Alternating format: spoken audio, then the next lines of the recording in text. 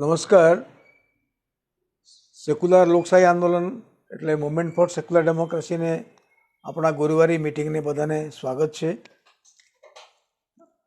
આપણે ગયા રવિવારે 10 December international human right day આપણે ઉજવ્યા હતા, પબ્લિક મિટિંગ કર્યા હતા હોલમાં, અને એ વચ્ચે ઘણા બધા પરિસ્થિતિ બદલાયા છે અને કરંટ સિચ્યુએશન્સ બહુ બદલાયા કરે છે. બધું કલાક બદલાય છે બધું. હું હિન્દીમાં સ્વિચ ઓવર કરું. કાયમ આપણે બધા ડિસ્કશન આપણે फेसबुक ऊपर અને यूट्यूब ऊपर टेलीकास्ट करता हुए છીએ. आज हम लोग जो चर्चा करने वाले हैं करंट है. गए रविवार को हम लोगों ने human right day, international human right day, हमने लाल दरवाज़ा का सदा स्मारक भवन में उसको पालन किया था. काफ़ी 2 घंटे का प्रोग्राम था. लेकिन देखिए ना, आज 3-4 दिन हुआ, इस दिनों में कितना परिस्थिति बदल गई. एक तो सब जानते हैं कि 370 आर्टिकल को लेकर सुप्रीम कोर्ट का चुकादा अभी भी आया, और उसके बारे में तो अभी भी चर्चा शुरू हो रही है. पेपर में भी डिफरेंट एस्पेक्ट को लेकर चालू हो रहा है, हिस्टोरिकल, पॉलिटिकल, और आने वाले इलेक्शन में इसका क्या असर होगा. और दूसरी बात है कि इलेक्शन कमीशंस का जो सिलेक्शन होता था, इलेक्शन कमीशन का जो, उसमें सुप्रीम कोर्ट का जज होते थे. वो बात वो काफ़ी चलता था. इलेक्शन कमीशन को एक इंडिपेंडेंट ऑर्गेनाइजेशन के हिसाब से डेवलप करना एंड कम्प्लीटली आंसरेबल टू लगभग पीएम ऑफिस, ऐसा करने की प्लान कब से चल रहा था, और ये पूरा हो गया. सुप्रीम कोर्ट का कोई देखरेख रहेगा नहीं. जबकि सुप्रीम कोर्ट, लेजिस्लेटिव और जुडिशरी, ये तीनों को अभी एक धागे में बांधने की कोशिश हो रही है, और ये धागे में बांधने का प्रोसेस कंप्लीट ऐसे हो रहा है. देखते हैं आगे जाकर क्या होगा. और साथ ही साथ सवेरे पेपर जब खोले तो और भी हम चौंक गए कि हमारा जो नया पार्लियामेंट लोकसभा का हॉल है, भगत सिंह ने स्मोक बम फेंका था. स्मोक बम, उन्होंने स्मोक बॉम्ब फेंका था. कुछ युवाओं, वो पूरा जो आजकल जो आता है स्टिक, जो क्या स्मोक स्टिक आता है, वो पूरा गैलरी से स्मोक स्टिक लेके कूद पड़े. और बाद में 3 शायद युवान थे, एक बहन भी थी, एक लड़की भी थी, और सब लोग अपने अलग अलग जगह से आए हुए हैं, हाईली एजुकेटेड भी हैं, और कुछ मैसेज कैरी करते हैं अपनी बातों में. तो पूरा पढ़ नहीं पाया, आज मैं काम में था. तो सब, एक कोई एमफिल है, कोई डॉक्टरेट है, कोई और कुछ है, इंजीनियर है, तो अनएम्प्लॉयड, काफ़ी लोग अनएम्प्लॉयड है. शायद कुछ कहना चाहते थे, उनको अंदर कोई रिग्रेट नहीं है. उन्होंने जाके इस बात को उन्होंने जाहिर किया पार्लियामेंट में, उनकी बड़ा सिद्धि हो गई, और ये पेपर में आया. तो खाली बात इतना है कि इतना सिक्योरिटी ब्रीच कैसे हो गया.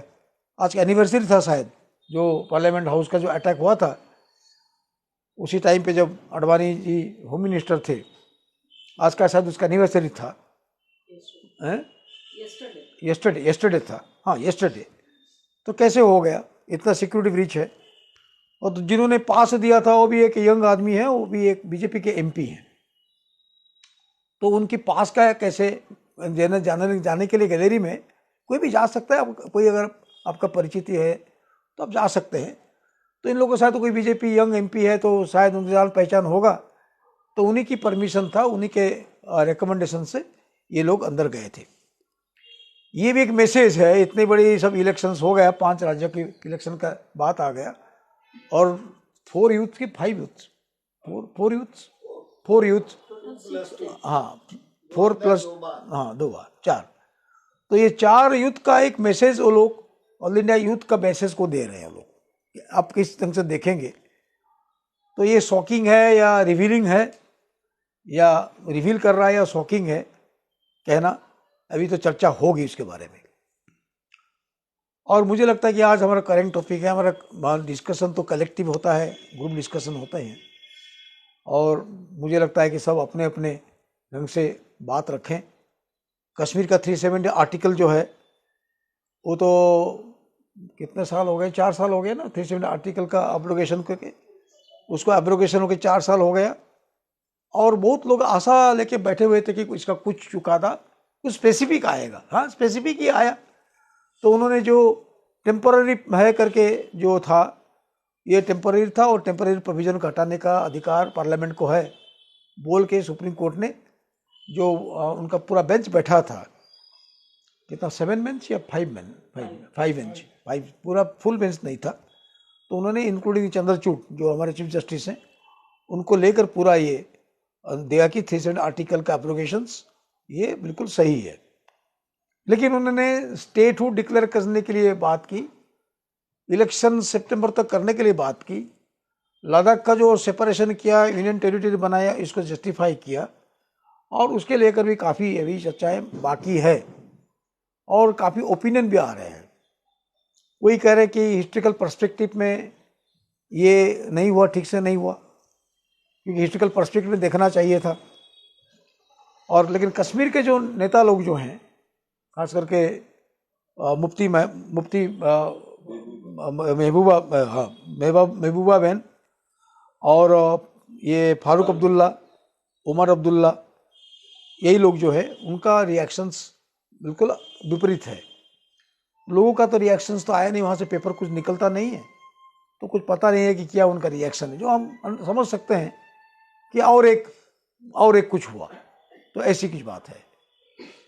तो मुझे लगता है कि मैं डिस्कशन को ओपन करता हूँ, सब लोग बात रखें, मैं अपनी बात को यहाँ ख़त्म करता हूँ।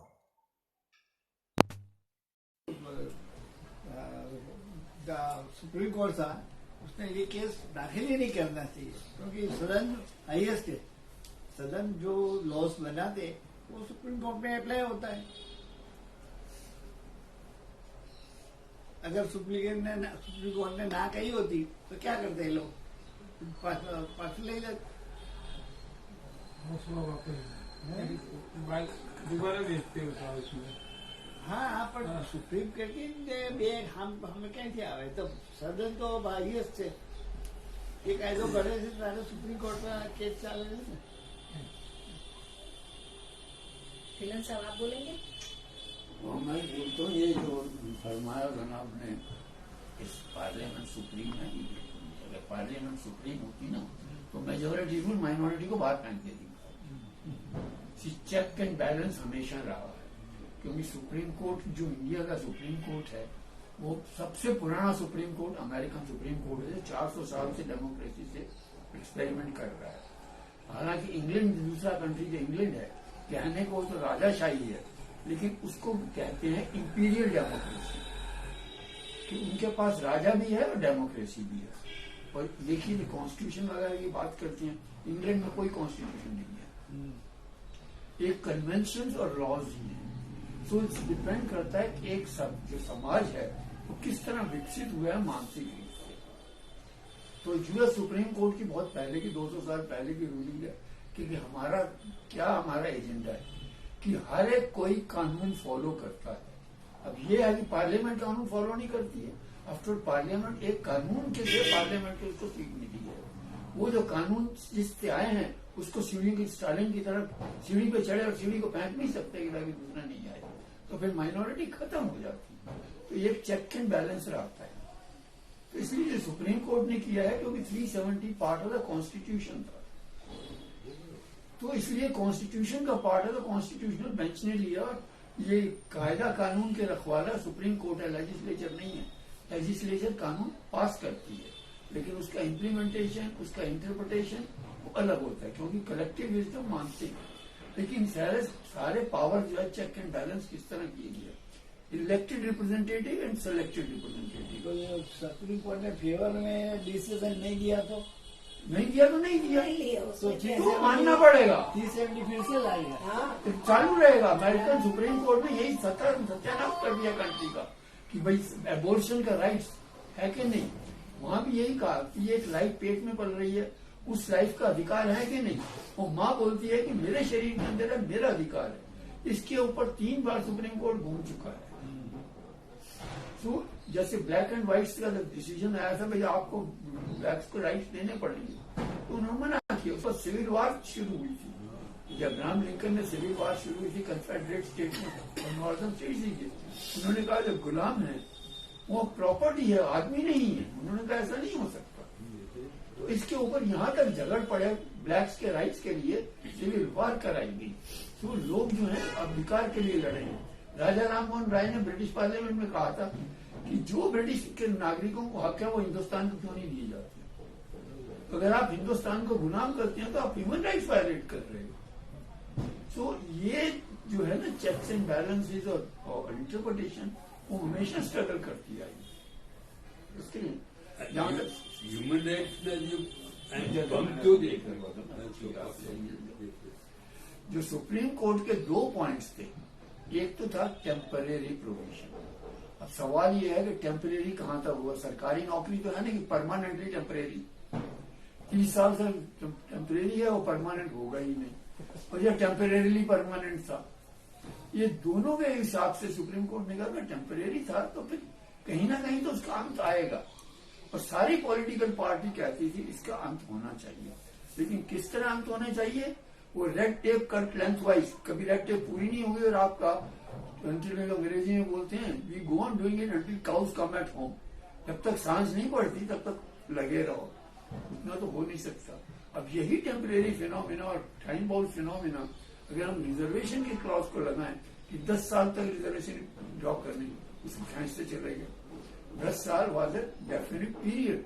370 में डेफिनिट पीरियड नहीं था, पर टेम्परेरी था। और temporary was giving rights to one more thing जिसको कहा है एसिमेट्रिकल फेडरलिज्म, कि अगर वो भी भारत के नागरिक हैं, कश्मीर में भी Indian passport subject to Indian law issue किया जाता है, तो जो कश्मीर वाले हैं वो अलग राइट्स हैं और बाकी स्टेट्स के अलग राइट्स हैं। ये कैसे हो सकता है। सो डिसिमेट्री और फेडरलिज्म की वजह से ये आर्टिकल सस्टेनेबल नहीं है। लेकिन सवाल ये उन्होंने कहा कि सारी डिस्क्रिप्शन में J&K को स्टेट कहा गया है, यूनियन टेरिटरी नहीं कहा गया। तो अगर आपने ये लीगल हर्डल को रिमूव करने के लिए टेम्परेरीली ये प्रोविजन लिया है, तो इस प्रोविजन को आप रेस्टोर करो और उसको स्टेट हुड दो। वो स्टेट हुड कैसे देते हैं, जैसे दिल्ली टायर 2 स्टेट्स, ना कहने को शाह आलम और सल्तनत दिल्ली से पालम, 15 किलोमीटर की सल्तनत है और कहने को शाह आलम है, तो वो नहीं हो सकता। जहां तक शेख अब्दुल्ला सवाल है, जिसका राजाशाही छिन जाए वो कभी कहेगा कि हाँ जिनकी तानाशाही राजाशाही राज चलता था, virtual the king of Kashmir, वो तो कभी ना कहेंगे। तो जो एलिमेंट जिसको वेस्टेड इंटरेस्ट है, अगर वो स्टेटमेंट देते हैं तो उसको कोई वैल्यू देने की मतलब नहीं है। ये मानता हूं कुछ वकील जो हैं वो जो कश्मीर के बिहार पे उतर रहे थे, तो वकीलों को तो यही कहा जाता है ना, मूसा pays the piper call the tune, जो उनकी फीस देगा उसी के गाने गाएंगे। तो उन्होंने अपना काम पूरा कर दिया। और मेरे ख्याल से ये जो 3 साल लिए गए हैं, जो मैं पूछता था कई बार, कहता है ये बेंच ने स्पेशल सेल बनाया है इस कश्मीर इश्यू को स्टडी करने के लिए, हिस्टोरिकल, पॉलिटिकल, कल्चरल। ये आफ्टर ऑल 370 शुरू क्यों हुआ और ये जो डेमोग्राफी चेंज हुई वो किस वजह से हुई, तो वो भी फैक्टर लिया गया है। जबकि जहांगीर से पहले कोई मुस्लिम रूल नहीं, ये जहांगीर के आने के बाद डेमोग्राफी चेंज हुई। So all the issues came up. Who is the third stakeholder? Pakistan. Pakistan क्यों है? रिलीजन की वजह से। तो ये जो इंटरफियरेंस आ रही है ये रिलीजन की वजह से आ रही है, कैन नॉट बी कंसिडर। तो मेरे हिसाब से तो सुप्रीम कोर्ट ने वन गुड, जिसको बोलते हैं ना, बैलेंस डिसीजन लिया है। इस बैलेंस डिसीजन जैसा हमने फरमाया कि भाई पार्लियामेंट को छोड़ देना चाहिए था, कुछ इंग्लैंड की ऐसी जजमेंट्स आती हैं, जैसे एक्स्ट्राडिक्शन ट्रीटी है, भाई किसी क्रिमिनल को आपको देश निकाला देना है तो देश निकालेगा, सुप्रीम कोर्ट उनका वहां का जजमेंट दे देता है, लेकिन फाइनल लाइन आती है कि भाई जुडिशियरी ठीक है लेकिन फाइनल डिसीजन ये पॉलिटिकल है, तो होम सेक्रेटरी डिसाइड करेगा। तो यही था कि अगर ये एक्सेशन जो था वो पॉलिटिकल था तो पॉलिटिकल ग्राउंड पे ही डिसाइड किया जाएगा। पर सवाल ये है ओनली प्रोसीजरल पार्ट दिया जाएगा, सब्सटेंटिव पार्ट की entirely political expediency, political circumstances, political decisions. So Supreme Court has weighed the political aspects only. भाई ठीक है, अगर कल को ये बोलते हैं कि हमला करना है बांग्लादेश के ऊपर तो सुप्रीम कोर्ट के पास थोड़ी जाएंगे, कोई जरूरत नहीं जाने की कि भाई किसी के राइट्स वायलेट कर रहे हैं और ये कर रहे हैं वो कर रहे हैं, नहीं। एक सर्टेन मैटर्स जो है वो पॉलिटिकल एरिना में है, it is only the procedural part which is to be seen, not the substantive part. Supreme Court मेरे हिसाब से कुछ गलत नहीं किया है, बाकी अपनी अपनी पसंद, ख्याल अपना अपना, पसंद अपनी अपनी, तो होता ही है। कई केसों में सुप्रीम कोर्ट ने चलाया नहीं, भेज दिया, ये डिसीजन हाई कोर्ट लेगा। प्रोविजन आर्टिकल 132 एंड 227 एक डिसीजन ये है कि आप अगर कोई ऑल इंडिया मैटर का वेरी इंपॉर्टेंट हो तो सुप्रीम कोर्ट डायरेक्टली ले सकता है, ऐसा नहीं सुप्रीम कोर्ट को बताना नहीं है।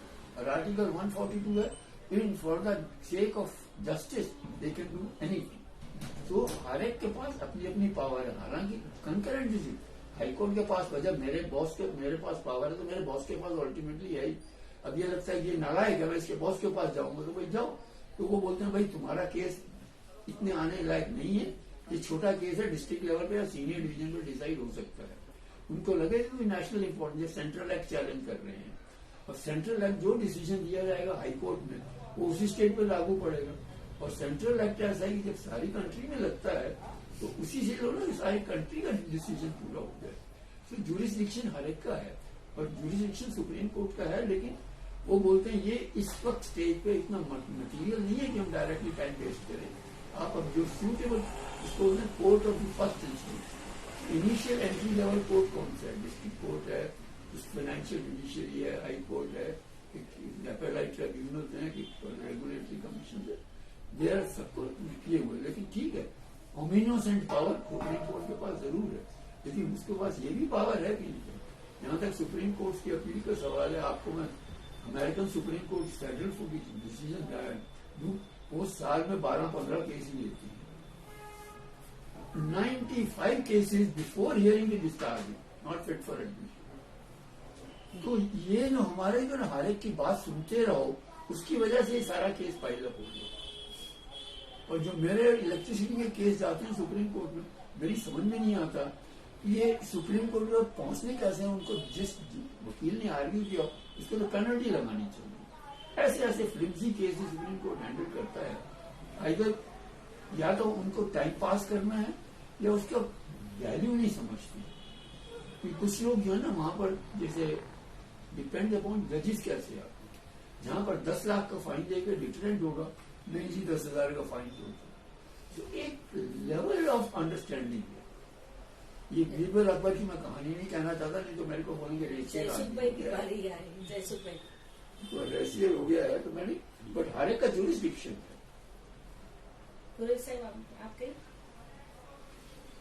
साहब ने अच्छा कहा कि कई मुद्दे पर सुप्रीम कोर्ट या पार्लियामेंट कौन से रोक रही है, ऐसी बात हुई है। तो मेरा अंगत ख्याल है कि सुप्रीम कोर्ट ही फाइनल होना चाहिए।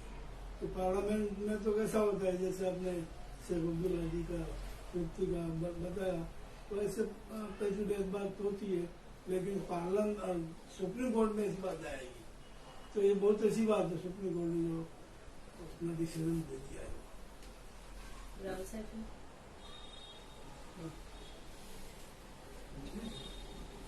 तो शुक्ला साहब और तिलन साहब से मेरी राय एकदम अलग है।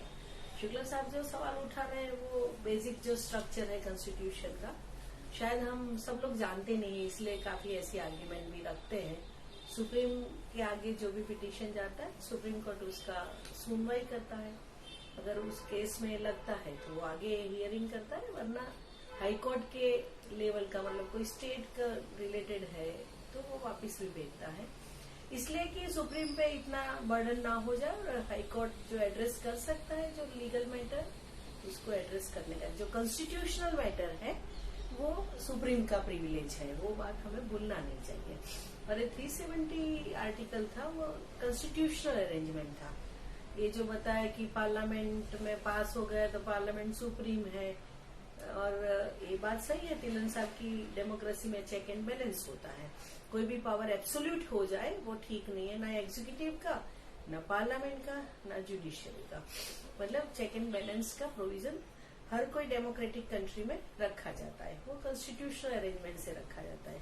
पर हमारा जो कॉन्स्टिट्यूशन है भारत का, वो अमेरिका जैसा फेडरल नहीं है, टोटल फेडरल नहीं है, उसको क्वेसी फेडरल बोलते हैं, मतलब टिल्टेड टुवर्ड सेंटर। तो अभी जो सुप्रीम कोर्ट ने वर्डिक्ट दिया उससे हम सब डिसअपॉइंटेड है। इसलिए डिसअपॉइंटेड है कि सुप्रीम ने टिल्टेड टू सेंटर पे वर्डिक्ट दिया। उन्होंने भले ही लाइब्रेरी बिठाई हो, इतना स्टडी करने का एक किया हो, they did not study. Kashmir, Jammu and Kashmir का स्पेशल स्टेटस कॉन्स्टिट्यूशन में वो conditional access to the Indian union था, वो बात को हम छिपा नहीं सकते। उसका एक हिस्टोरिकल बैकग्राउंड है, वो भी हमें पता है। और मुझे तो अजीब लगा कि हमारे चीफ जस्टिस साहब बोल रहे 35A की क्या जरूरत है, साहब जानते नहीं है। वो 1927 में जम्मू एंड कश्मीर जब हरि सिंह थे तब लाए थे वो कानून, जम्मू एंड कश्मीर के लोगों का राइट टू लैंड को प्रोटेक्ट करने के लिए। अभी अब 35A जो बना, इंडियन गवर्नमेंट ने बनाया नहीं ना, आफ्टर इंडिपेंडेंस बनाया, उसको इसके साथ रिलेट कर रहे हो तो कंफ्यूजन फैला रहे हैं।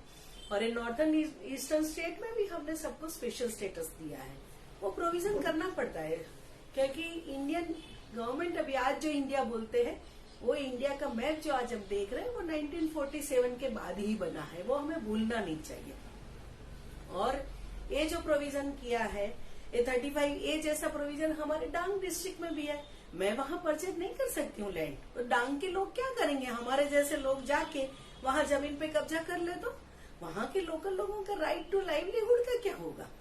तो ये सोच समझ के उन्होंने प्रोविजन किया था। और इसको क्रिटिसाइज करने का, वो सिचुएशन में जब हम थे ही नहीं इंडिपेंडेंट, तब हम जब डिस्कस कर रहे, तो शायद हिस्टोरिकल पर्सपेक्टिव नहीं है।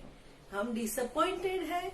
और कश्मीर के लोगों के साथ हमने एक प्रॉमिस किया था, जम्मू एंड कश्मीर के लोगों के साथ इंडियन गवर्नमेंट ने प्रॉमिस किया था कि हम लोग आपकी जो स्पेशल स्टेटस देके आपका जो एक ऑटोनॉमी है, ये जो बोला गया कि सॉवरेनिटी कंफ्यूज कर रही है सुप्रीम कोर्ट शायद मेरे हिसाब से।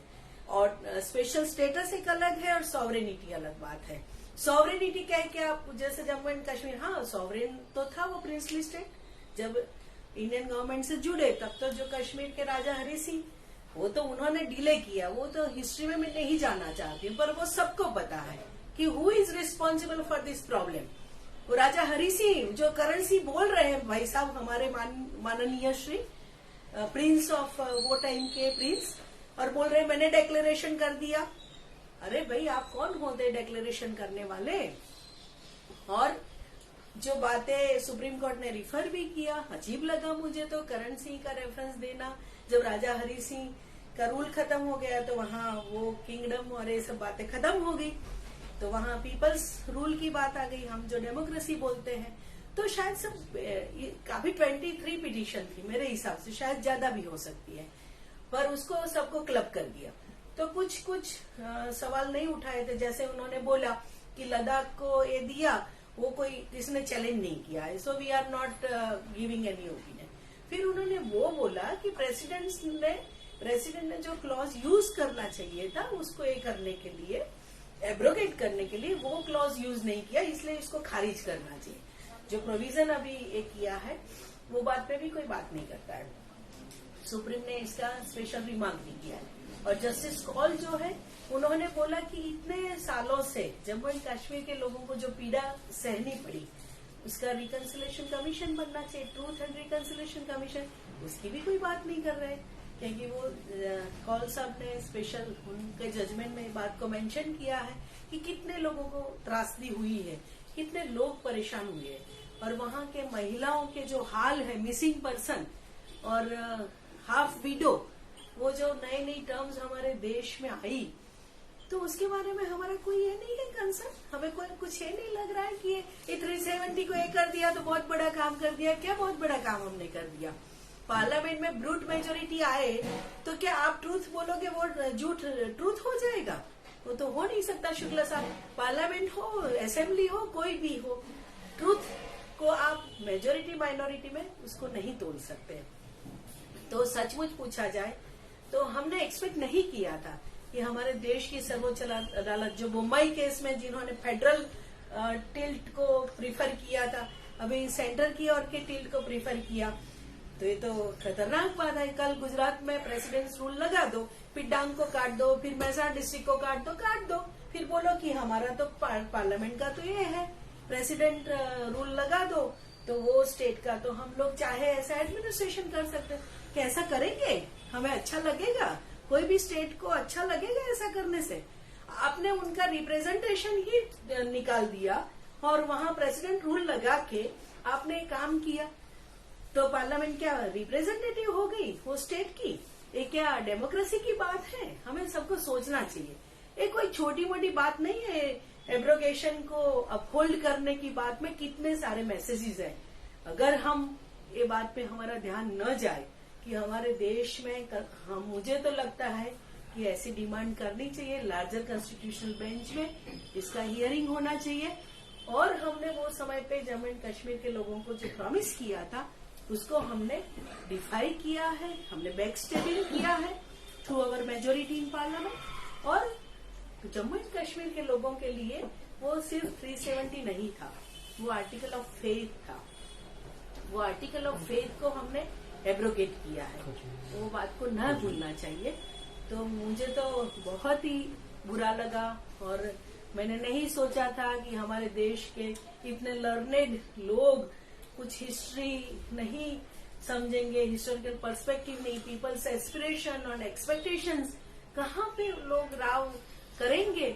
और इतनी महिलाएं वहाँ जो है हाफ विडो, वहाँ अपने बेटों को ढूंढ रही है, अपने जीवन साथी को ढूंढ रही है, उनकी कोई बात आपको नहीं पता चला। वो बात सही है कि जम्मू एंड कश्मीर के 370 आर्टिकल को दूसरी तरह से अपने पेटी पार्टी पॉलिटिक्स के लिए किया। मैं पॉलिटिकल नहीं बोल रही, पेटी पार्टी पॉलिटिक्स के लिए यूज किया गया या मिसयूज किया गया, पर लोगों ने उसमें कुछ नहीं किया। लोगों के लिए तो लोग एक बहुत बड़ी चाहत रख के, एक जो सोचा ही नहीं था आफ्टर इंडिपेंडेंस, भारत ने सोचा भी नहीं था कि ऐसा राज्य कोई जिनकी रिलीजियस आइडेंटिटी हमसे एकदम अलग है, वो बाय चॉइस हमसे जुड़ना चाहते थे। तो कितनी बड़ी खुशी की बात थी हमारे देश के लिए कि हमें उन्होंने इतना विश्वास रखा। जब रिलीजन को आधार करके कोई देश का पार्टीशन हो रहा है, वो बहुत ही शॉकिंग, बहुत ही सैड, और हमें नहीं उसको ये कर रहा था। गांधी जी बोले थे अगर हम मान लेते, पता नहीं है, मतलब कभी कभी इतना बुरा लगता है सोच के सुन के कि ऐसा हो सकता है।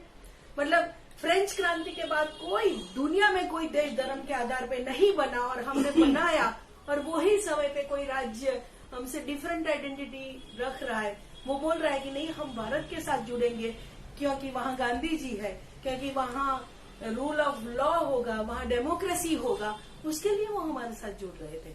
और हमने क्या किया उनके साथ? हमने ना कभी उसको लेके हमारा कोई पश्चाताप भी नहीं, हमारा कोई उसको लेके हमारी जो मिस्टेक्स हुई, हमारी all political parties, all ruling parties, all ruling class of Indian society, उन्होंने जो किया उनके साथ धोखा, उसका कोई भी हमें गिला नहीं, शिकवा, वो लोगों को शिकवा नहीं हो सकता है। तो मैं बहुत दुखी हुई हूँ ये वर्ड से, और मुझे तो लगा कि ये जो टिल्टिंग फेडरल जो इंटरप्रिटेशन है कॉन्स्टिट्यूशन का, टिल्टिंग टुवर्ड सेंटर, तो बहुत ही अलार्मिंग पहल है। कल कोई भी स्टेट को आप ऐसे कुचल सकते हो थ्रू प्रेसिडेंट रूल। हाँ, कांग्रेस के टाइम पे सब लोगों ने बहुत क्रिटिसाइज किया था प्रेसिडेंट रूल लगाने का, जो उन्होंने शुरू किया था अपने पॉलिटिकल पेटी पार्टी पॉलिटिक्स के लिए। वो समय पे भी बहुत लोगों ने उसका विरोध किया था, और जब यहाँ एब्रोगेट किया गया ऐसे पार्लियामेंट में 370 को, तब भी हमने तो सुप्रीम कोर्ट के चीफ जस्टिस साहब को यहाँ से हम सिटीजन ने चिट्ठी लिखा था कि ये ठीक नहीं हुआ है, ऐसे नहीं होना था। लोगों को कॉन्फिडेंस में लेके बात थी, एक कंडीशनल एक्सेस था, और जम्मू एंड कश्मीर के लोगों का राय लेके, उनकी चॉइस पूछ के वो एक्सेशन को कंप्लीट करा। वो बात सही है, वो टेम्पररी था, हम मना नहीं कर रहे, it was temporary to assimilate. पर एसिमिलेट कोई डंडा बता के, एसिमिलेट क्या गोली चला के, एसिमिलेट क्या आप लोगों की आंख पे गोली लगा के? एसिमिलेशन ऐसे होता है। हमें सबको पता है कि हम सरदार पटेल का जो महिमा गान करते हैं, कितने प्रिंसली स्टेट नहीं चाहते थे जुड़ना। हमारे गायकवाड़ क्या चाहते थे? इंडियन यूनियन में जुड़ना।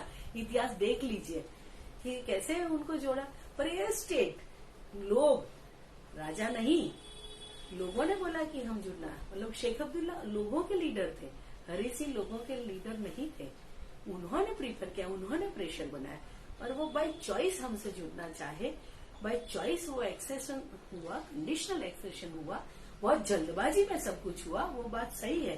तो काफी क्लैरिटी रह गई और वो टाइम के कांग्रेस की गवर्नमेंटों ने 370 का काफी वायोलेशन शुरू कर दिया था। वो भी हिस्ट्री में दर्ज है।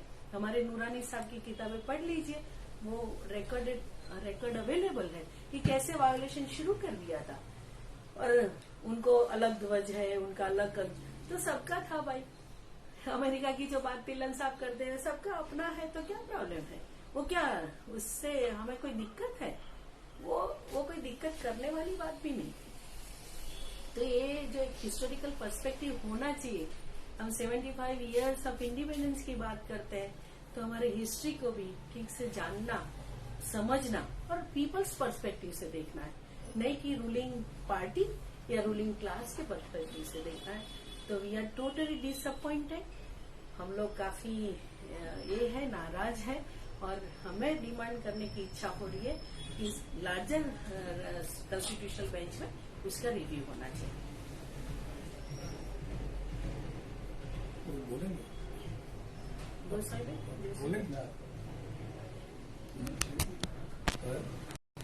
गोस्वामी जी आप बोलશો?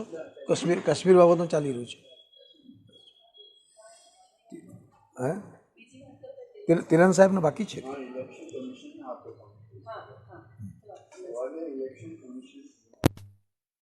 वो पूरा पॉलिटिकल पार्टीज को लेके किया गया है, जुडिशियल मेंबर्स को लेके नहीं किया गया। सवाल ये कि इंटरनेशनल प्रैक्टिस क्या है दुनिया में। मुझे याद है अरुण जेटली ने यही कहा था, nowhere in the country world the जजेस अपॉइंट जजेस। कि सुप्रीम कोर्ट के जजेस रिकमेंड करते हैं कि उनकी सो कॉल्ड ट्राइब में कौन आएगा। हर एक जगह it is the government which appoint.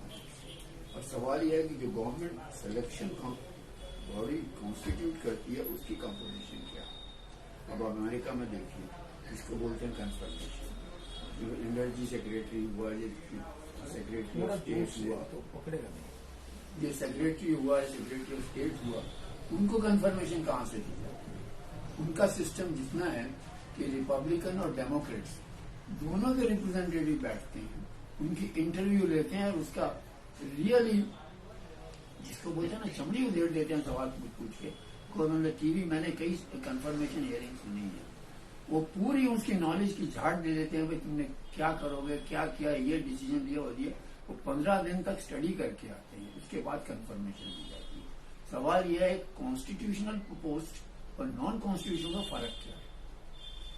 जब इलेक्ट्रिसिटी सेक्टर का रिकमेंड हुआ था तो यही वर्ल्ड बैंक ने कहा था हमारे को इलेक्ट्रिसिटी के लिए पैसा चाहिए, इंडिपेंडेंट रेगुलेटरी कमीशन और डिपेंडेंट रेगुलेटरी कमीशन। जो पहले भी बोर्ड होते कहते थे इंडिपेंडेंट बोर्ड है, अब उसकी क्लॉजेस पढ़े, member will occupy the position eight the pleasure of the government. अब कुछ ऐसी ऑक्यूपाई करना कि भाई कहते हैं इंडिपेंडेंट है, अब तो सीबीआई इंडिपेंडेंट है, उसका director occupy the position during the pleasure of the government. कि गवर्नमेंट अगर ना खुश हुई, you can incur the displeasure of the government, you can be replaced. So इसीलिए जो पॉलिटिकल अपॉइंटीज हैं उनको रिप्लेस करना इजीली नहीं है। जैसे हाईकोर्ट के जज को अगर निकालना हो तो पार्लियामेंट में इम्पीचमेंट प्रोसीडिंग होती है। सुप्रीम कोर्ट को अगर जज को निकालना हो तो हाईकोर्ट अमुक लिमिट चाहिए कि इतने एमपी सही करेंगे पिटीशन और पार्लियामेंट में उसको डिफेंड होगा, तो उसको निकालना बहुत मुश्किल होता है। That is what is constitution. तो election commission is an all India body and plays very important part. उसका आइडिया आप लगा सकते हैं कि शेषन के पास इतनी पावर थी, मिनिस्टर को धक्के मार के बाहर निकाल देता था इलेक्शन के टाइम पे। and election commission during the election is supreme, has got more power than even the president. ऐसे आदमी को अगर पार्टीजन से सेलेक्ट किया जाए, मैं मानता हूं वो ठीक नहीं है, लेकिन ऑल्टरनेट किया है। 3 member they represent the whole 140 crore. This is like 10-12 members लिए जाते हैं, and of course everywhere is the same thing, जिसकी मेजोरिटी होती है उसका एक एक्स्ट्रा मेंबर होता है। एंड योर स्किल लाइज कि सामने वाले की भी कॉन्शियस बाइट लेके करो। जैसा कि कहा जाता है कि कॉन्स्टिट्यूशनल अमेंडमेंट करनी हो तो 75% या 67% वोट चाहिए। आइडिया क्या है? अगर आपके पास 50% होता है then you can rule majority brutalism. Majority can act brutally and recklessly. जब आपको माना कि आपको 75 चाहिए, 25 मेंबर सामने वाली पार्टी की चाहिए, तो आपका आर्ग्यूमेंट में इतना दम होना चाहिए कि गवर्नमेंट के अंदर भी लोगों को कॉन्शियस बाइट करे भाई ये ठीक नहीं है, तब जाके आप अमेंड कर सकते हो। मेजोरिटीज्म नहीं चलता। अब ये जो सुप्रीम कोर्ट का लिया है कि भाई सुप्रीम कोर्ट का जज होना चाहिए, उससे मैं सहमत नहीं हूं कि सुप्रीम कोर्ट हर एक में नहीं जा सकता। जैसे उन्होंने, अगर आपको मैं इसका आर्ग्यूमेंट दूं, 90 में सेकंड सुप्रीम कोर्ट केस गया था, तो जब उसने कहा था advent language on the advice of supreme court ने 75 साल तक, और दुनिया के सब सुप्रीम कोर्ट ने कहा है एडवाइस इज नॉट बाइंडिंग। आप मेरे को सलाह दोगे भाई ये करो और मैं मेरे ऊपर बाइंड जरूर होगा, नो।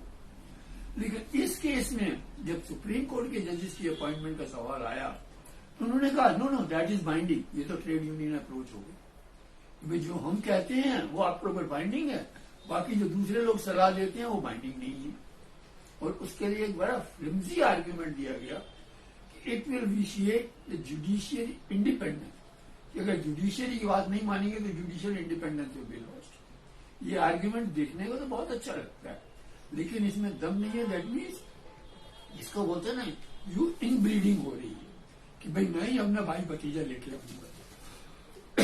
तो सुप्रीम कोर्ट का ये नहीं है। मेरे हिसाब से जो कमेटी है ये कोई 5-7 मेंबर्स की होनी चाहिए। पर्सनल इंटरव्यू, टेलीवाइज इंटरव्यू और कंफर्मेशन होनी चाहिए।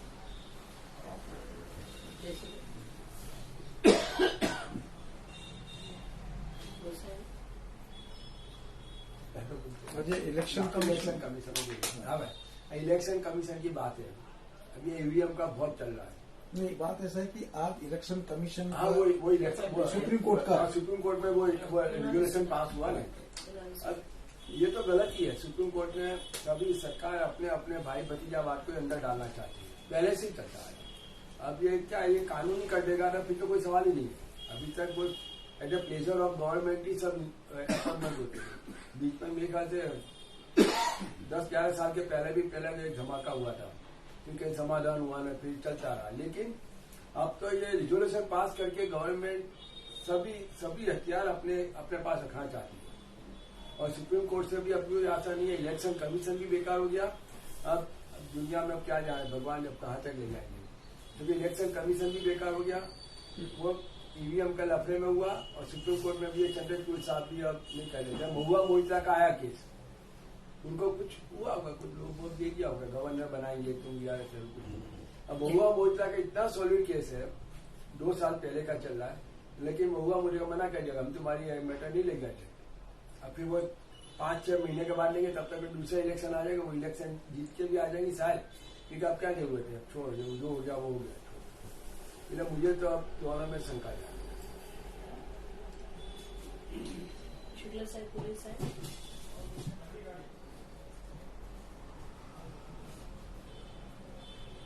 आप बोलिए ना, हाँ, मैं तो बोलूंगी। Speaker of the house. ये लोग बोलेंगे।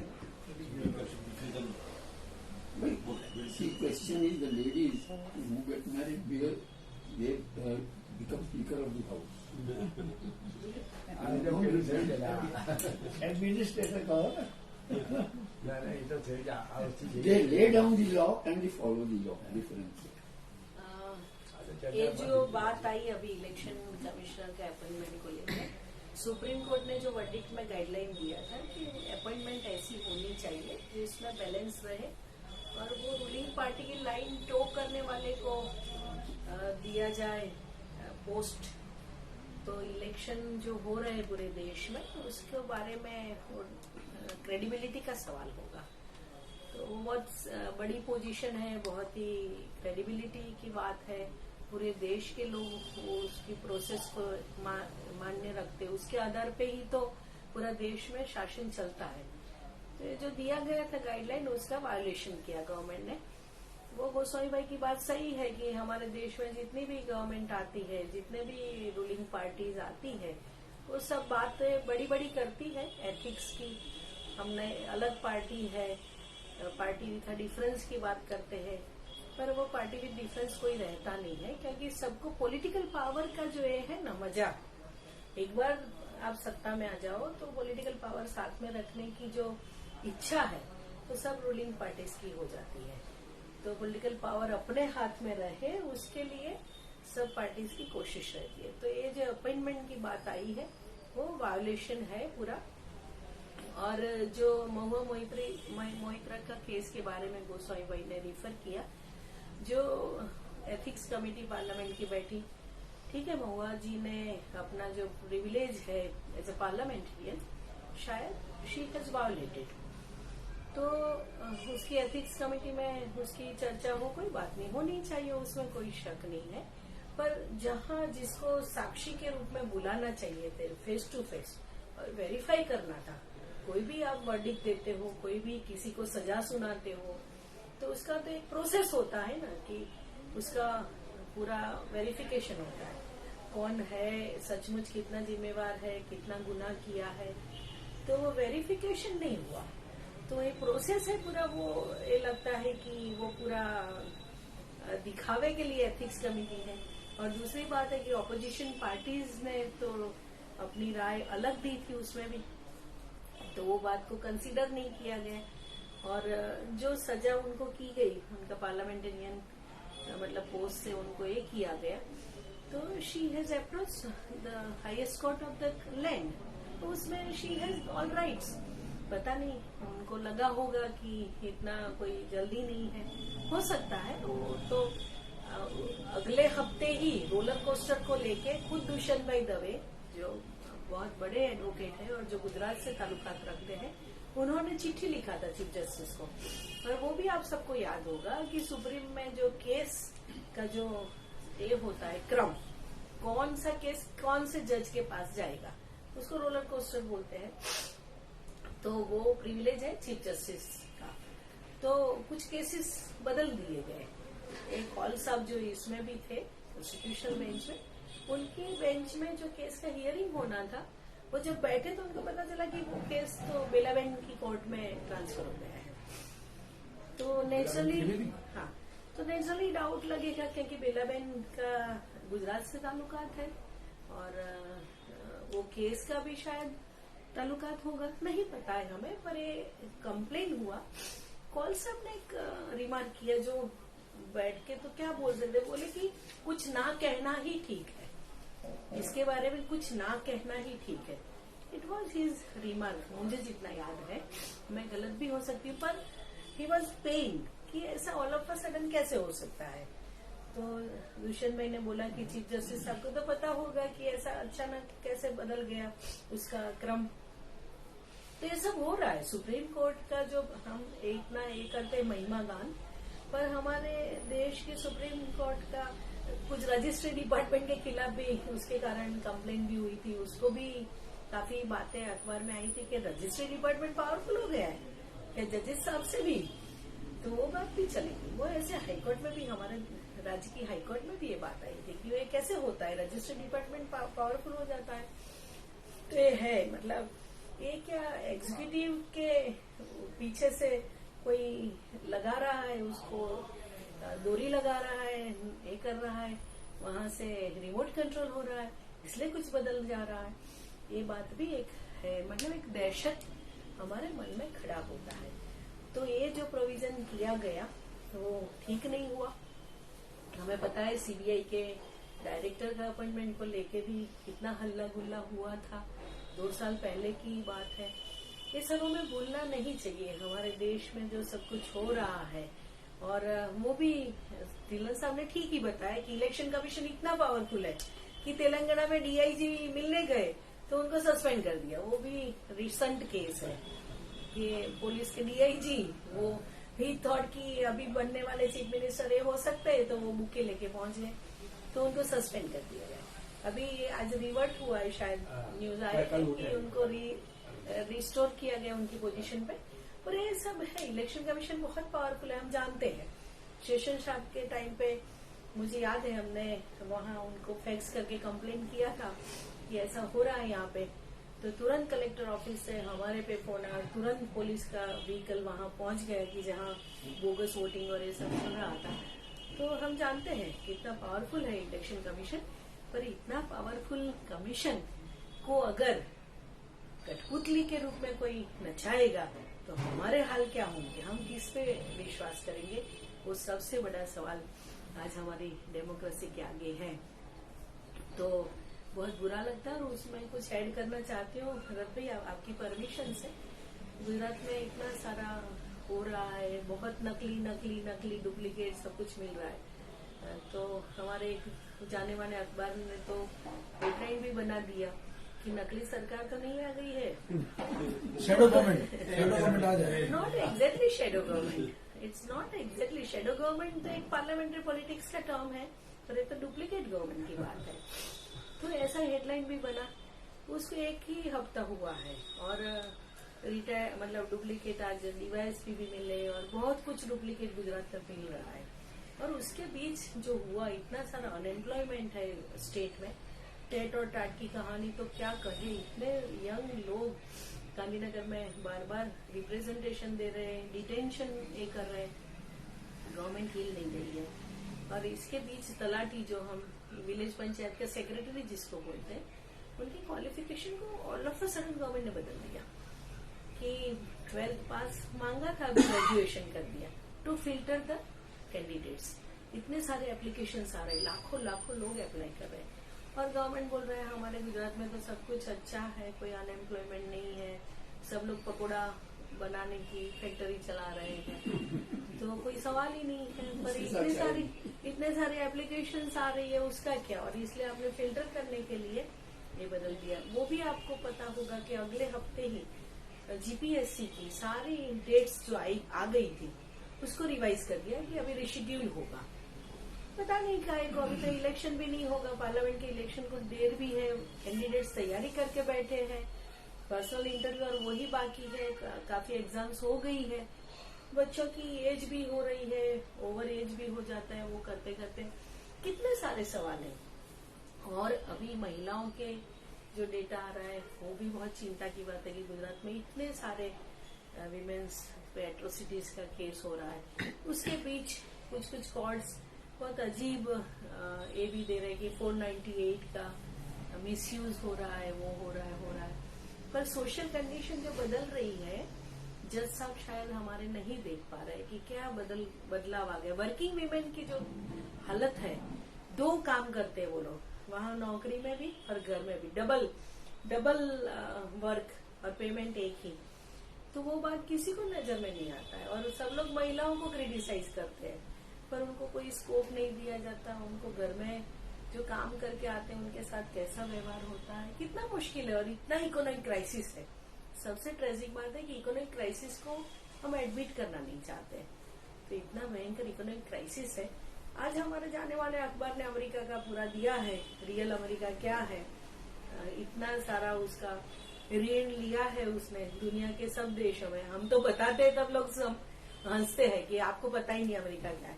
हम बोलते हैं कि भाई अमेरिका के सर पे भी इतना ऋण है, इतना डेब लेता है, तो लोगों को लगता है कि अमेरिका तो एक भगवान है, वो कुछ ऐसा गलत कर नहीं सकता। भारत का भी उसमें 4था क्रम है। तो ये जो सब गवर्नमेंट इतना सारा ओवर ड्राफ्ट करती है, ये सब करती है और लोगों को खुश करने के लिए सब कुछ हो रहा है, पर right to employment, right to education, right to health, वो उसके लिए कोई प्रयास नहीं। मतलब चुनाव एक लोगों को भिखमंगे में टर्न करने की बात है, नॉट कि आपको सिटीजन के रूप में अपने राइट के लिए लड़ना के लिए नहीं काम आ रहे हैं। चुनाव एक भिखमंगे में आपको टर्न कर देती है। बस आपको मिल जाएगा 500 रुपया, 1000 रुपया, 5000 रुपया, वो मिल जाएगा। फिर आप भूखे रहो तो ये करो, हमें कोई फर्क नहीं पड़ता है। तो ये जो फीचर है इंडियन पॉलिटिकल सिनारियो, वो भी बहुत डरावना रहा है। बस मुझे इतना ही कहना था। धन्यवाद। अच्छा, एक सॉरी તમે જે કહ્યું ને રજિસ્ટ્રી આટલી પાવરફુલ છે હાઈકોર્ટમાં, રજિસ્ટ્રી इतनी पावरफुल नहीं है। हाईकोर्ट में केस डिसाइडिंग करते हैं सेक्शन, मैं 2007 की बात कर रहा हूँ, वो तब सेक्शन ऑफिसर था, जज के नीचे बैठता था, मैं भी वहाँ पे, यानी जब हाईकोर्ट बंद होती है तब वहाँ पे जाकर हम भी अंदर बैठ जाते थे। उसके बाद शायद 8 और 9 की बात है, उसकी ट्रांसफर हुई है डिसाइडिंग अथॉरिटी। तब ये जो केस नक्की होते हैं ना, कौन से जज के पास कौन सा केस जाता है, तब ये जज बोलती है उसको, जो न्याय जो सेक्शन ऑफिसर यानी जो कोर्ट का आदमी है ना, उसको बोलते हैं ये केस हमारे कोर्ट मास्टर, कोर्ट मास्टर नहीं, वो सेक्शन ऑफिसर उसकी पोस्ट ग्रेड क्या आपका है, उसके ऊपर प्रेशर करते हैं ये केस हमारे में डालो। वो तो एक छोटा आदमी है, section officer very small person, high court जज के सामने तो वो छोटा ही आदमी है, लेकिन उसके ऊपर इतना प्रेशर करते थे कि तुम ये केस मेरे में डालो। पहले फिर आखिर में उसका बोली तो साफ ही सही हो जाएगी तो मैं करूंगा, नहीं तो नहीं करूंगा। रजिस्ट्रार जो होता है ना, वो तो खाली उसका एक रिप्रेजेंटेटिव रहता है कि वो नोट करने के लिए कभी ये केस इस कोर्ट में गया, बस रजिस्ट्रार का इसमें बहुत कमती रोल है। लेकिन जो जुडिशरी का जो आदमी होता है ना, उसका ही रोल होता है मुझे। फिर आखिर उसने बोला कि भाई मैं नहीं काम करूंगा। रोज की मगजमारी होती थी, रोज की वो चीफ जज के पास जाएगा, साहब ये सब ये होता है तुम करो मुझको। लेकिन फिर उसने वो नौकरी पैसे यानी वो दूसरे डिपार्टमेंट चलेगा। उसका सबसे बड़ा उदाहरण, ये तो अपन को किसी को मालूम नहीं है, बराबर मैं बोलता हूँ क्या मालूम सच है गलत है, लेकिन सबसे बड़ा उदाहरण इधर झगड़ा हुआ रहा, मारामारी हुई थी जजिस बंगला के अंदर, वो 2 जज के बीच में हाँ लड़ाई झगड़ा कितना हुआ था, मॉर्निंग यानी बोल जाएगा वो तू मेरा केस संभाल, मैं तेरा केस संभाल, और उसमें दोनों का कितना झगड़ा हुआ था। दोनों के बाद में ट्रांसफर भी हो गई। हाँ एक ही हुई। एडवोकेट और जज का गठबंधन भी होता है केसेस। भाई बहन ये तो है ही, वो तो अलग चीज है। और जजिस जी અત્યારે जो सुप्रीम कोर्ट में जजिस છે जी फाइंड आउट उनमें कोई ना कोई ये बाप के बेटे हैं, ये भाई के भतीजे हैं, ये तो वो कोई आप फैमिली ट्रेडिशन છે ત્યાં। મોવાના કેસ તો ઇટ ઇઝ સ્ટિંકિંગ કેસ મોવા મિત્રાના 12 વાગે રિપોર્ટ મુકાય છે અને પછી 2 વાગે हियरिंग है। अरे 2 घंटे के अंदर केस सारी रिपोर्ट स्टडी हो जाएगी। 400 पाना इसको क्या बोलते हैं kangaroo court summary trial. Summary trial में क्या है, पहले बोलते हैं नहीं तुमको 5 साल की कैद हो गई, पर कन्विक्शन को बाद में देख लेंगे, सेंटेंस फर्स्ट कन्विक्शन लेटर। तो ये एक जिसको बोलते हैं, आपने तो पढ़ा होगा काफका डायरीज, काफका जस्टिस है कि चार्ज मालूम नहीं है, सजा मालूम है, बस वही चार्ज मालूम नहीं है। तो ये काफका केस है जहाँ रजिस्ट्री का सवाल है। वो तो यही आपकी बात से मैं सहमत हूँ, ये पॉलिटिकल जॉकिंग हर एक जगह होती है, कोई डिपार्टमेंट बता दो जहाँ पॉलिटिकल जॉकिंग नहीं हुई। तो वो ह्यूमन नेचर है कि तुम you scratch my back, I scratch your back, तो उसमें फर्क तो है नहीं। तो एथिकल जो सवाल आता है समरी ट्रायल वाला, वो तो मैंने बोल दिया। अच्छा, दूसरा जो आपने तीसरा पॉइंट बोला सिक्योरिटी ब्रीच का, उसके बारे में कह दो हिंदुस्तान में प्रॉब्लम क्या है। कोई भी लॉ ले लो, कोई भी रेगुलेशन ले लो, एक्सेप्शन की लिस्ट लंबी होती है और मेन वस्तु छोटी होती है।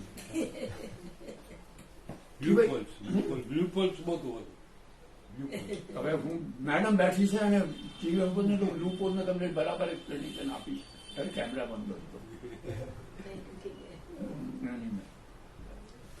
अब ये जो है अगर आप देखें कितना सिक्योरिटी, जो एयरपोर्ट में जाते हैं उसके पास लिस्ट है 100 आदमियों कि these fellows will not be search, will not be free.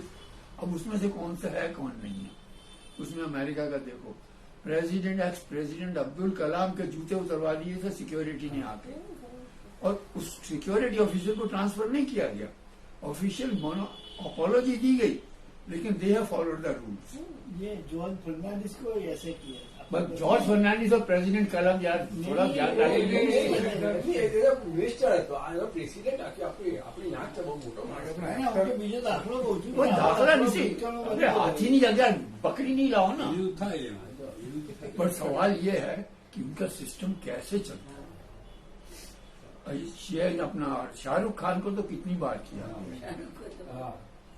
नाम से नहीं, इसीलिए तो फिल्म बनाया। वो खान सरनेम से नहीं My name is Khan. Patience. American system क्या है, जब आप जाते हैं अमेरिका में और ऐसे वीआईपी हैं तो आपको पूरा ट्रैक किया जाता है। अगर कोई जो अमेरिका की लिस्ट में रेड फ्लैग वाला लिस्ट है, अगर शाहरुख खान फिल्म डिस्ट्रीब्यूटर से मिलता है जो कि टेररिस्ट लिस्ट में है तो शाहरुख खान का नाम एयरपोर्ट पे आ जाएगा। अगर प्रेसिडेंट को ऐसे विजिटर आते हैं जो रेड लिस्ट में है तो प्रेसिडेंट का नाम आ जाएगा। वहां एक्सेप्शंस नहीं रखती कि you go through your job you. In fact अगर आपको याद होगा ये कपिल शर्मा पागल का एक शो आता है, उसमें सुधा मूर्ति आती है कि सुधा मूर्ति इंग्लैंड गई तो अपने बेटे का उनका एड्रेस भूल गई तो उसने लिख दिया 10 डाउनिंग स्ट्रीट। इमिग्रेशन वाला बोलता है ये पागल लेडी कहां से आ गई है, 10 डाउनिंग स्ट्रीट लिख रही है। तो फिर लकीली कोई इंडियन था उसका बॉस, वो बोलता है ये प्राइम मिनिस्टर की सास है। सो ये सवाल ये है ना कि ये हमारी एक्सेप्शंस की जो लिमिट है ना वो बहुत ज्यादा है।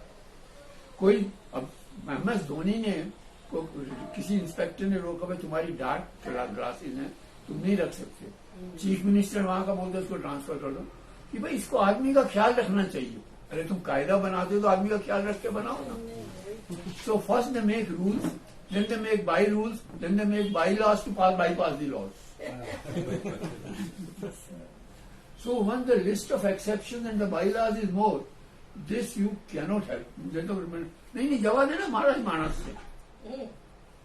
अभी एक गुजरात का कुछ टाइम पहले हुआ था कि एक सिपाही ने रोक दिया था DSP को, क्या कि आपका बेटा साथ या बेटा नहीं जा सकता, उसकी सिक्योरिटी क्लियरेंस नहीं है, तो उसको सस्पेंड कर दिया गया। अब जब तुम सिक्योरिटी के रूल्स इस तरह इम्प्लीमेंट करते हो तो ये तो होने वाला है। So that's what I am saying. If your rules are so much laxity, both your ant rope but the elephant can pass through it. Well, you are bound to have it. એમએલએની ગાડીને તાળું મારી દીધું, police વાળાને ખબર પડી કે આ તમે તાળું ખોલી કાઢ્યું, બીજા બધા नहीं खोल नहीं अभी ये पार्लियामेंट का सिक्योरिटी का चार्ज बदला गया है जो आज उससे क्या होता है, या तो पुलिस स्टेशन है, दारू वाले तो वही रहेंगे, इंस्पेक्टर बदलते रहेंगे। जो भी हो ये जिसको बोलते हैं ना शोभा ने गाठिया काम से। हाँ तो लोगों ने बाई द टाइम थोड़ा ठंडा पानी नाखी दे हीट ऊपर, बाकी कहीं नहीं। आज जो रिपोर्ट है उसमें है कि वो भगत सिंह फैन क्लब के मेंबर है जो ये सब ये मुश्किल हो गया है ऐसा। अगर उनका आइडेंटिफिकेशन होगा तो मिसअंडरस्टैंडिंग। भगत सिंह का जो स्मोक बॉम्ब था वो तो कोई पर्पस। सवाल है ना टेक्नोलॉजी उन्होंने कितनी करी है, बेचारे हाई लेवल टेक्नोलॉजी में IIT में नहीं पढ़े ना, जो छोटे कॉलेज में पढ़ेंगे। छोटे इंजीनियर तो बनेंगे ना, एक तो इंजीनियर है। हाँ सर बोलो सर, શું કહેવા હતા? મારે જે કહેવાનું છે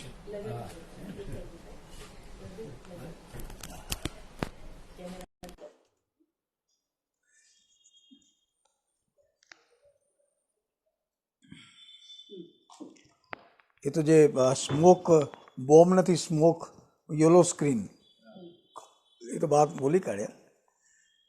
हाँ ये तो बात उन्होंने बोल दिए हैं। अभी और भी एक बात है कि आप लोगों ने देखा होगा कि भारतीय न्याय संहिता वो टेबल होने वाली थी, लेकिन कुछ भी there are some opposition to it throughout the country, different media. Election result की हाँ ना ठीक है, रिजल्ट भी है और बहुत सारे तरह से इसका जो पार्लियामेंट्री कमेटी था उसका अलग ओपिनियन था उसके बारे में। कुछ मीडियाज़ भी इसके बारे में भी काफ़ी क्रिटिकल थे, कुछ इसके बारे में भी डिस्कशन, सेमिनार, सिग्नेचर कैंपेन्स वगैरह भी देश भर में हुए। तो उसको अभी उन्होंने चेंज करेंगे या और ज़्यादा ड्रैकोनियन होगा वो पता नहीं, but it is an old wine in new बोतल। ये तो ब्रिटिश का जो कॉलोनियल सिस्टम जो था, आईपीसी 1860 और 1863 वगैरह जो था, और 1857 में जो भारत का जो पहला आज़ादी लड़ाई जो हुई थी, उसके 3 साल के बाद ये कानून को लाया गया। शायद लॉर्ड माकूने ने लाए थे, लॉर्ड माकूने। और वो कानून से हिसाब से हमारे पुलिस स्टेशंस, सारे ट्रैफिक पुलिस का धारा वारा सब फाइन वाइन सब चलते रहता है। और कब से पुलिस को डेमोक्रेटाइज करने के लिए कितने कमीशन बैठे हुए हैं। एक किताब शायद है, विनीत, क्या नाम उनका है, विनीत नारायण, उनकी किताब भी है, उसमें काफ़ी डिस्कशन किया है।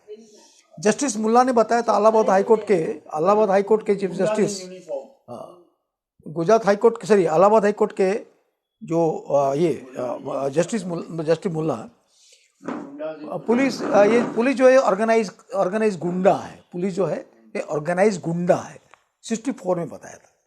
कभी भी ये ब्रिटिश जो हैंगओवर था उसको अभी तक भी चेंज नहीं हुआ। पुलिस कभी किसी के पास आ जाता है तो हमारे लोग भी आजू पे डर जाते हैं। अगर किसी को बुलाएंगे अड़ोस पड़ोस को तो कोई भी नहीं आएगा, वो भी डरते हैं। अगर किसी ने भी अगर फांसी भी चढ़ लिया है, अगर थोड़ा पकड़ भी लेंगे, वो जी भी लेगा, तो आपको ही पकड़ के ले जाएगा, आपने फांसी में चढ़ा दिया। तो इस तरह के पुलिस के बारे में जो फ्रेंडली पुलिस जो कहते हैं, वो फ्रेंडली पुलिस हमारे यहाँ है नहीं है। तो ये भी जो इसको भी चेंज करेंगे, क्या होगा नहीं होगा, अगर पब्लिक डिबेट हो, डिस्कशन हो, आपका सबका हमारा ओपिनियन ले, इसको सॉर्टिंग करे, एक कमेटी हो, अगर इस तरह का डेमोक्रेटाइज प्रोसेस हो तो इज़ वेलकम। लेकिन क्या हम आशा कर सकते हैं कि ये जो हमारे सरकारें जो चलती हैं, कि ये सरकारें क्या इस तरह का डेमोक्रेटाइजेशन करेंगे?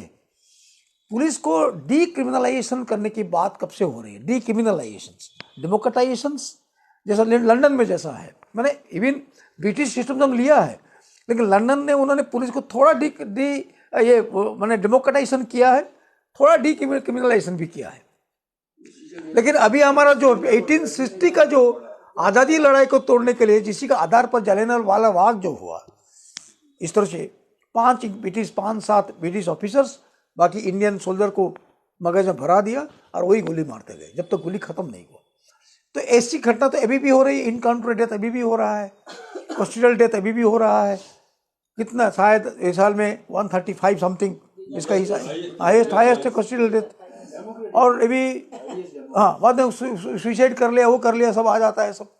ये सारे जो चीज़ हो रहा है कि उसी के भारत न्याय संहिता जो है 3 कानून को लेकर है, तो ये अगर चेंज होने की बात है, लेकिन हवा कहाँ जाएगी? शायद हम लोग, मुझे लगता है कि व्हिस्परिंग जो है, मैंने एक हमारे समाज के अंदर में बहुत एकदम बोलने का शायद अभी कम हो जाएगा। पूरा कम हुआ ऐसा नहीं है, पूरा कम हो जाएगा। कश्मीर के बारे में जो बात आई, मैं पेपर की बात करता हूँ, मैंने इसको भी और भी मुझे स्टडी करना बाकी है मेरा। कश्मीर के बारे में हमने काफ़ी स्टडी किया हुआ है, लेकिन ये भी जो हुआ, मेरे हिसाब से हिंदू के सिवाय none has written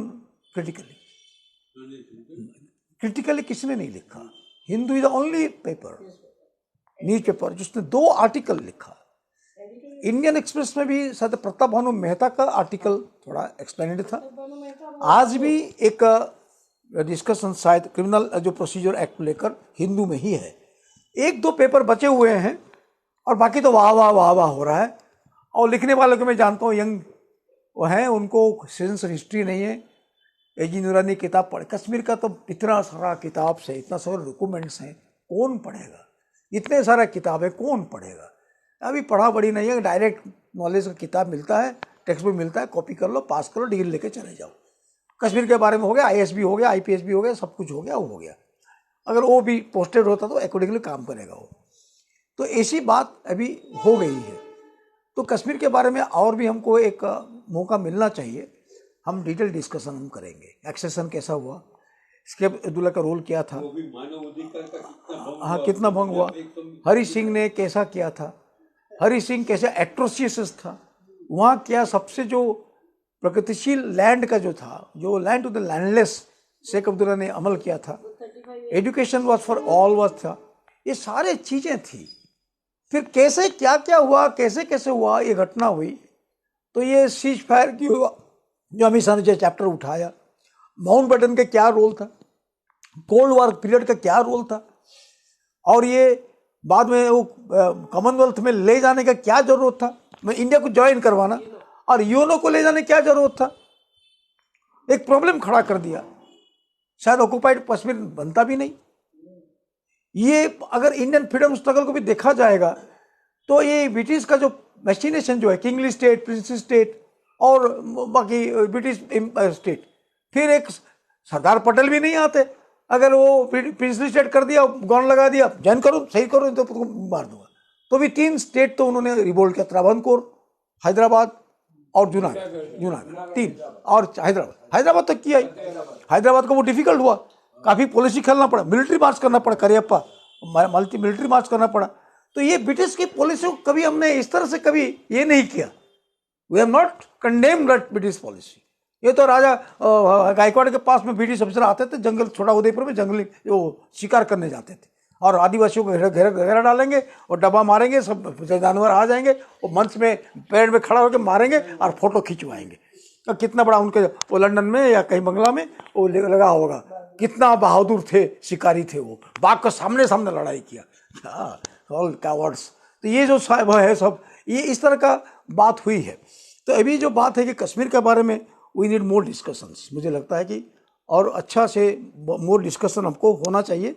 half back discussion नहीं, क्योंकि हिस्ट्रिकल है, इतना सालों का है, 70 ईयर्स से भी पुराना, क्योंकि कश्मीर का मूवमेंट शुरू होता है शेख अब्दुल्ला का 34 में, और काफ़ी लोग वहाँ मार्टियर हो गए थे। उससे पहले भी मूवमेंट शुरू होता है, उसका सूफीज़म भी है, उसका इस्लामिक कन्वर्जन भी है, वैसा ये सब काफ़ी भी ये सब चीज़ है उसका, इसको थोड़ा सा समझना पड़ेगा।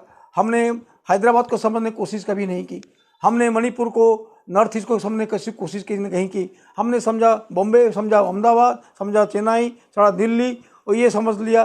पार्टीजन को भी हमने बराबर कभी समझा नहीं, पार्टीजन का पेन क्या हम जानते भी नहीं, जो मुसलमान हो या हिंदू हो या हम जानते ही नहीं, ईस्ट बंगाल हो या ये बांग्लादेश हो या पंजाब हो, we do not know all this things.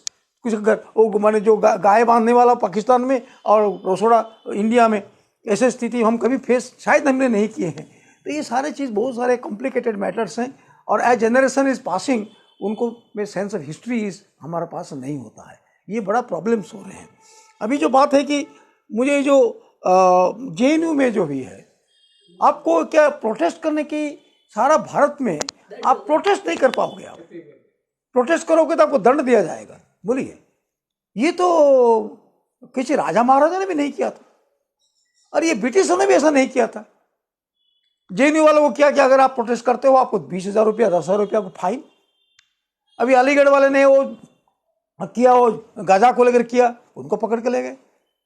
तो अगर आपका स्टैंड, अगर सरकार का, अगर प्रधानमंत्री का स्टैंड अलग होता है, जयशंकर का अलग स्टैंड होता है, फिर अभी जो यूएनओ में फिर वोटिंग हुआ, इंडिया का स्टैंड कुछ अलग होता है। आप कभी अमेरिका के साथ आने की कोशिश करते हो, कभी आप इंडिपेंडेंट रहने की कोशिश करते हो, कभी आप अरब कंट्री के साथ रहने की कोशिश करते हो, आपका धंधा चलाने की कोशिश करते हो, तो how the people will understand about your policy. और गाजा के बारे में सीज फायर करने के लिए अमेरिका इतना बड़ा, जो अमेरिका प्रति हमारे इतना आकर्षण है, अमेरिका गोरे चमड़े, कितना अच्छा हमको लगता है।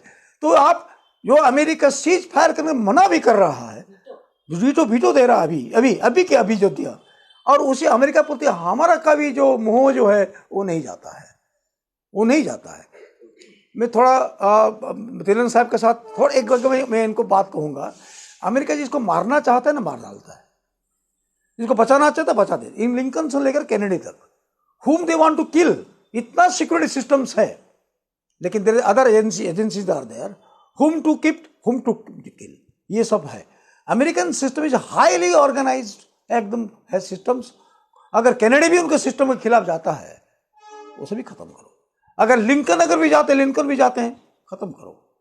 तो that not that they don't know, इतने अगर उनका सिक्योरिटी टाइट है, they know every tit and bit of the world भी जानते हैं। तो ये भी होता है। जो लोग लुबुम्बा को खत्म कर दिया, अमेरिका नहीं, वेस्टर्न वर्ल्ड ने खत्म किया। जो इनको क्या, वेस्टर्न वाले बहुत अच्छा साफ सुथरे रहते हैं, आपको दिखेगा बहुत डेमोक्रेट्स हैं, लेकिन अपने बारे में बहुत स्वार्थी हैं लोग। टू मच कॉलोनियल रूल में काफी स्वार्थी हैं। टू मच सेल्फिश, लूटने में बिल्कुल सेल्फिश, ये सब कुछ होता है। अगर आप उनका देश में कुछ हो जाएगा तो ज्यादा ज्यादा हल्ला गुल्ला मचाएंगे, पूरा पूरा एकदम करेंगे लोग। हाँ, तो ये क्या है कि, लेकिन ये बात जो है अभी, ये जो युवाओं की बात है, मतलब युवाओं को प्रति मेरा जो अभी जेएनयू स्टूडेंट्स को, अभी स्टूडेंट्स डेमोन्स्ट्रेशन नहीं करेंगे, अभी लेक्चरर्स, अभी आप जाएंगे गुजरात कॉलेज में जाइए, प्लीज कम, कभी कोई सिटीजन्स का ऐसा बॉडी बने, अगर कोई सिटीजन साहस करते हैं, late us go and visit the colleges. कितना लेक्चर अलॉटेड है और कितना लेक्चरर्स हैं, वीक में कितना लेक्चर लिया जाता है, कितना लेक्चर लेना चाहिए और कितना लेक्चर हो रहा है। साइंस में लेबोरेटरी में लेबोरेटरी असिस्टेंट है या केमिकल्स है या नहीं, इक्विपमेंट्स है या नहीं, let us go and visit and say what is the system, education का सिस्टम क्या है। अभी अभी अभी यहाँ शाला नंबर 4 बंद किया था, शाला नंबर 4 को शिफ्ट किया इधर 10 नंबर शाला में, फिर इसको बंद करके ले गया अभी नवरंगपुरा में, बोलिए वहां भी बंद, ये भी बंद हो गया। तो कितने सारा अभी अहमदाबाद में बंद हो रहे हैं। How many schools are been getting close, और न्यू एजुकेशन पॉलिसी का सब मैंने पीट रहे हैं, सब ढिंडोरा पीट रहे हैं, ऑल आर बीटिंग ड्रम्स। गरीब स्टूडेंट भी जानते हैं कि अभी सरकारी स्कूल में पढ़ाई नहीं जाता है।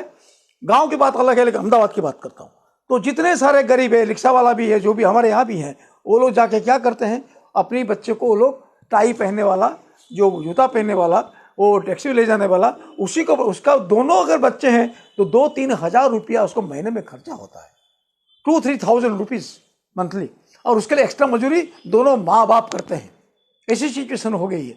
तो ये बड़ी परिस्थिति हो गई है। ये 4 जुबान जो हैं, 4 कैटेगरी ऑफ 4 स्टाइल। एक लड़की है शायद एमफिल की समथिंग, एमफिल है, और कोई डॉक्टर है, कोई इंजीनियर है, और कोई और कुछ है सर। सो उनको जो 4 तरह का जो लोग हैं, तो ये क्या रिप्रेजेंट करते हैं, I don't know how they develop the fraternisation. अपने बीच में कैसे फ्रेटरनाइजेशन क्या मुझे मालूम नहीं है। Maybe through social media a new thing has developed, so they have come to one point, we'll go, we'll do this thing, we'll send our message. The message is louder, but they have made their point. ये है कि युवान आज unemployed है, आज aggrieved है, revolt करना चाहता है, बोलना चाहता है, बोलने की जगह नहीं, अगर बोलेगा तो 20,000 रुपया दंड देना पड़ेगा। तो बोल दिया, जो भी होगा आप मुझे डाल दो। आप बोलोगे मुझे आपने इसको मारने के लिए, स्पीकर को मारने के लिए आया था, अटेम्प्ट टू किल भी आपको हो जाएगा, एनीथिंग कैन कम। लेकिन उन्होंने क्लियर माइंड के साथ आए कि सारा यूथ को रिप्रेजेंट करते हुए एक वॉइस ऑफ द अनएम्प्लॉयड्स की बात को रखने के लिए in the house of parliament इतनी सिक्योरिटी के करते हुए भी, भले वो बीजेपी का एमपी को पकड़ के बुलाया, किसी तरह भी चालाकी करके आ गए, लेकिन वॉइस तो आया। यही वॉइस है अभी, this is the voice of the Indian voice. जैसे वी आर द, जो जैसा था अमेरिका में था कि ऑक्यूपाई वॉल स्ट्रीट जो था, वी आर 99, यू आर 1%, वो जो जैसा था, ऐसे इंडिया में अभी तक नहीं हुआ। लेकिन इस तरह का एक बात आ रही है कि एक जो मार्जिनलाइज जो पीपल है, पढ़े लिखे जो लोग हैं, उनकी जॉब नहीं है। ये आप सुनो, गरीब लोग को तो जो सुनिए, गरीब लोग का तो अभी सूरत में 6 लोग का डेथ हुआ with in this 1 month I think. कितना डेथ अहमदाबाद में, गुजरात में हुआ, इंडस्ट्रियल एक्सीडेंट्स, और ऑल आर पुअर वर्कर्स, जल के मर जाते हैं, गिर के मर जाते हैं, चिमनी में मर जाते हैं, और उनका अभी एक बार पेपर में आएगा, सेकेंड टाइम गायब, खत्म, और कभी नहीं आएगा। तो ये जो होता है अनऑर्गेनाइज, जो कोविड के बाद इतने जो एक्सीडेंट्स जो हुए सब कोविड के बाद, ये सब जो हो रहे हैं, आप बोले कि ठीक है पेपर वाले हैं, आप बुला लिया और बोले कि डेवलपमेंट हो रहा है, डेवलपमेंट हो रहा है, डेवलपमेंट हो रहा है, डेवलपमेंट हो रहा है, डेवलपमेंट हो रहा है, और गुजरात के बाहर लोग आते हैं, रिवर फ्रंट में घूम के चले जाते हैं। बोला हाँ बहुत कुछ सुंदर है, बहुत ही डिज्नी पार्क है, वो वेगस, लॉस वेगस, वो जैसा लॉस वेगस ऐसे यहाँ बना दिया, खाली कैसीनो होना बाकी है। अगर कैसीनो बन जाएगा तो हो गया। तो ये एक बात है।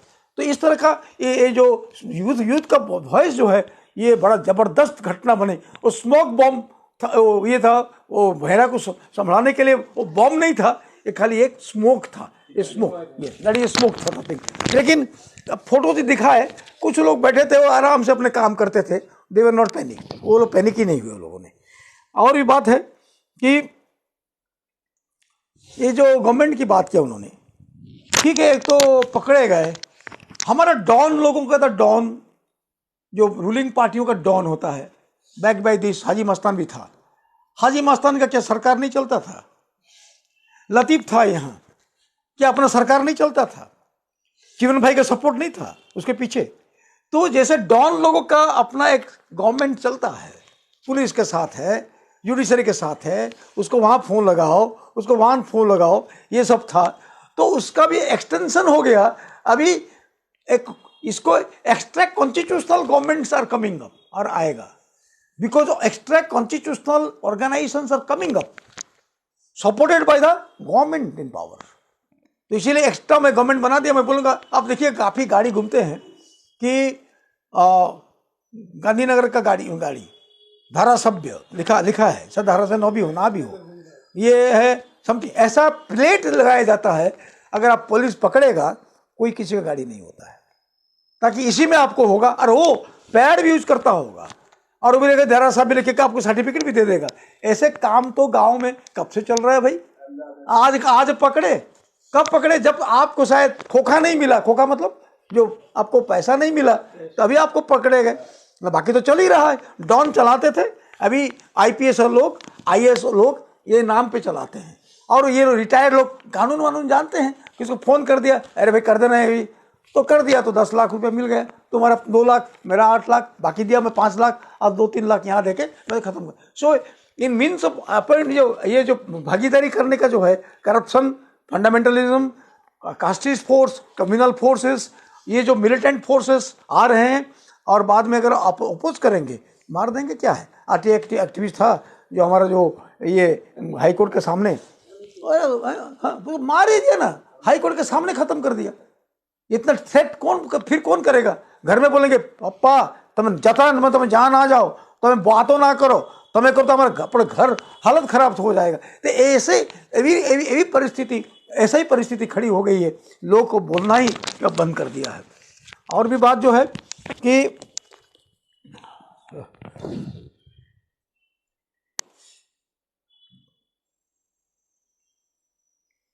और तो काफ़ी तो बात आ चुका है, लेकिन मेरा खाली एक ही बात है जेएनयू स्टूडेंट्स के बारे में। जब निर्भया का घटना हुआ ना, तो निर्भया घटना जेएनयू के स्टूडेंट्स जो थे, जी वे दे मार्च टू राइसन हिल, जिस तरह से राइसन हिल की तरफ मार्च कर रहे थे, जिस तरह से वो लोग इतने कोल्ड ठंडी में पूरा इनको वाटर कैनन, लड़कियां, वो इतना फोर्स था, उड़ के गिर जाएंगे आप। इस तरह से मार्च की, सारा देश देखा उसको, सारा देश देखा और उसको लेकर एक हुआ। तो आप नहीं चाहते कि युवान उठे, युवान बोले। You don't want that this youngster जो हैं ये खत्म हो जाए, दारू पिए, ड्रग्स खाए, लेकिन बात आवाज ना करे। ये बात अभी हो रही है। यूज है पकड़ रहे हैं, तो आप हरि कीर्तन करो, आप हरिद्वार जाओ, ऋषिकेश जाओ, हरि कीर्तन करो। वह हरि कीर्तन करके बस उनके साथ, आत्मा के साथ परमात्मा मिलीन हो जाओ, तो फिर आपका सब मोक्ष हो जाएगा। आपका अन्याय के सामने बोलो मत। अन्याय जो कर रहा है सब वहाँ रिकॉर्ड हो रहा है। फिर कोई आएंगे और आके वो अवतार लेकर आएंगे, सब खत्म कर देंगे। अब चिंता मत करो, जो देख रहा है कर रहा है, करने वाला भी करेगा। आपको कुछ नहीं करना है, डोंट डू इट। विवेकानंद की बात भी सुनना नहीं है, गीता का बात भी सुनना नहीं है, किसी का भी सुनना नहीं है। तो ये बात प्रकार का एक रेजिमेंटेशन करने की कोशिश हो रही है। और दूसरी बात है कि जो सबसे बड़ी दुख की बात इंटरनेशनल लेवल में, हम यहाँ तो बैठ के आराम से बात कर रहे हैं और गाजा की स्थिति वही की वही है, मरते हैं। सीज फायर के बाद भी लोग मरे, 300-400 लोग मारे गए। ये क्या कहेंगे इनको, दानव। और उनको उसी अमेरिका को हम, वेस्टर्न पावर को हम अभी हम कहते हैं बड़ा सिविलाइज, गोरे लोग हैं, बड़ा सिविलाइज लोग हैं हम। और उनके साथ में, उनके हाथ मिलाने में वी फील थ्रिल्ड। उनका हाथ, कभी ट्रंप आएगा, ट्रंप के आने के नाम पे कुछ लोग हार्ट फील कर रहे हैं। ट्रंप आ जाएगा तो क्या होगा। बाइडेन तो भी शायद हमारा ऐसा हो गया, खड़े नहीं हो पा रहे हैं। He not in able to talk also, बात ही नहीं कर पा रहे। उनको खाली ऐसे खड़ा किया है, खाली खड़ा रखा है नाम का वास्ते, बस खत्म। और ये तो शायद, तो ये ऐसी स्थिति हो गई है। Now they need another Trump, जो कि एक स्ट्रॉन्ग एडमिनिस्ट्रेटर, जो मिलिट्री करेगा, वार करेगा, आर्म सेल करेगा, और भी करेगा, और भी पैलेस्टाइन में अटैक करेगा, और भी पैलेस्टाइन आगे भी जाएगा, ये सब चलेगा।